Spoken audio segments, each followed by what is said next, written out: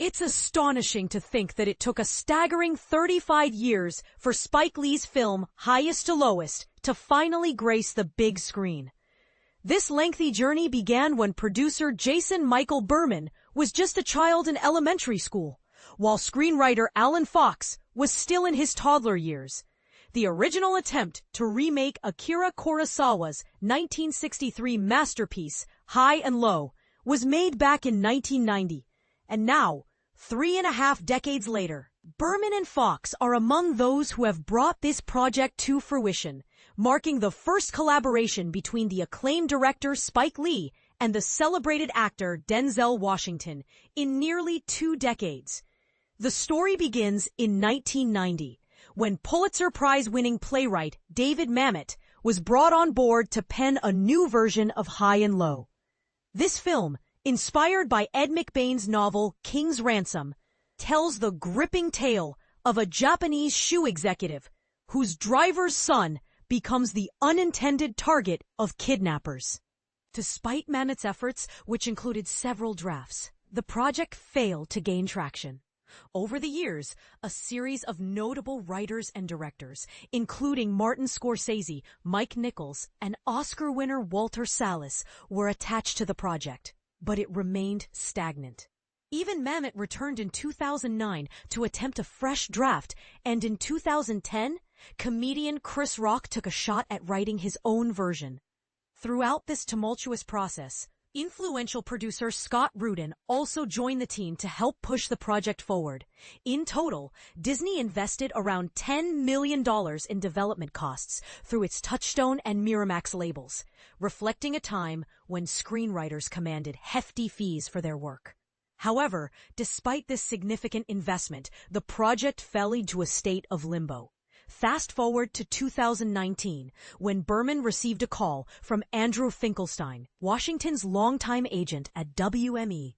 Finkelstein revealed that Washington had long harbored an interest in High and Low, but emphasized that the story needed a contemporary twist to resonate with today's audience. Additionally, he mentioned that the rights to the film would soon become available after lapsing at Disney. Berman recalls Finkelstein's words, "This is a lottery ticket. You're either throwing $150,000 for rights into the fire, or you're going to find a great writer, and you're going to get the rights and go make it." With this in mind, Berman decided to take a gamble on this so-called lottery ticket. He partnered with Rudin and secured funding to cover the $150,000 needed for the rights. After 3 years of negotiations with the Kurosawa estate, he successfully obtained an extension for the rights. Although Rudin eventually stepped away from the project following serious allegations against him in 2021.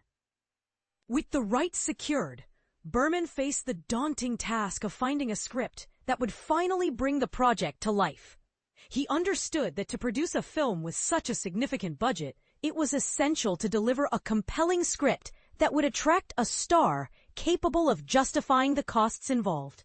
This was particularly crucial, since the production would need to negotiate with Disney to cover the over $10 million in expenses related to rights and screenplay costs accrued over the years. While previous drafts had been penned by heavyweight writers, Berman decided to approach Alan Fox, a relatively unknown screenwriter who had written several unproduced scripts for notable figures, including Spider-Man producer Amy Pascal. At first glance, Fox didn't seem like the obvious choice, and even he had reservations about taking on such a high-profile project. Reflecting on the situation, Fox recalls, "It was a murderer's row of people that had done previous drafts of it. I thought, really, man? You sure this is what you want to do?" However, the timing was fortuitous for Fox, as he had just experienced a series of setbacks, including 3 films with attached stars and directors that had fallen through, as well as a breakup with his girlfriend of several years. Fox proposed a fresh angle for the film, suggesting it be set in the vibrant world of New York's music scene. Drawing from his own experiences with a driver for a prominent record label executive.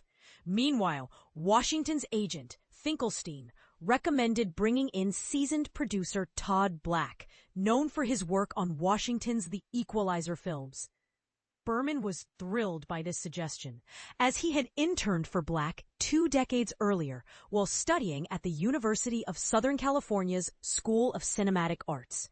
Together, Berman and Black presented Fox's pitch to A24, who agreed to hire Fox to develop his idea into a full script.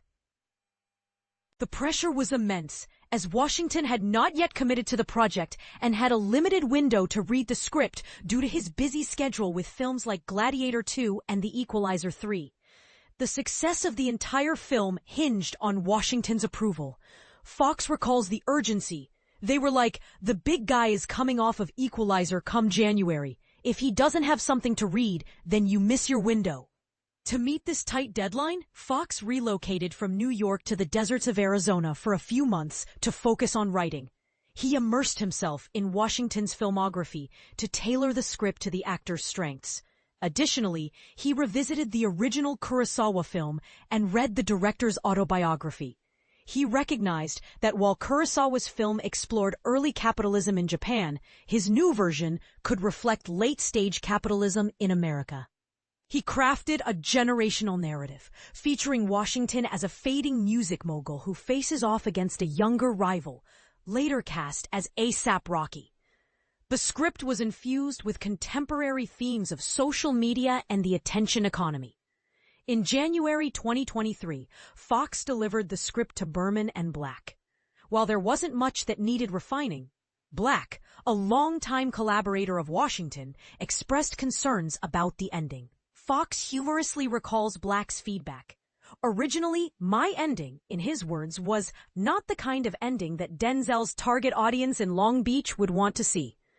Although Fox felt defensive about his work, he ultimately revised the ending before the team submitted it to Washington. After years of development, Berman received a swift response from Washington, who had already shared the script with Spike Lee before officially informing Berman and Black of his interest. Lee quickly expressed his enthusiasm, flying out to meet with Berman and Black, stating, "Let's do it. Now, Highest to Lowest is finally in theaters and is set to debut on Apple TV Plus on September 5th. This film marks the 5th collaboration between Washington and Lee, having premiered at the Cannes Film Festival to positive reviews and currently holding a 91% rating from critics on Rotten Tomatoes. As for Berman and Fox, they are busy with other projects in development and also co-host a podcast titled Notes with Jack, which has a unique connection to Highest to Lowest. The podcast features Fox's conversations with 86-year-old Tony-winning director Jack O'Brien, focusing on intergenerational discussions about creativity. Viewers may even spot a scene or two in Highest to Lowest that echoes their discussions, albeit in a less amicable manner.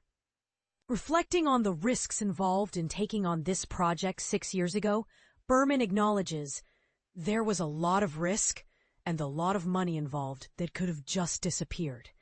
However, partners like A24 and Apple took a chance on Fox, a young talent who had yet to see a screenplay produced, and provided him with the opportunity to shine.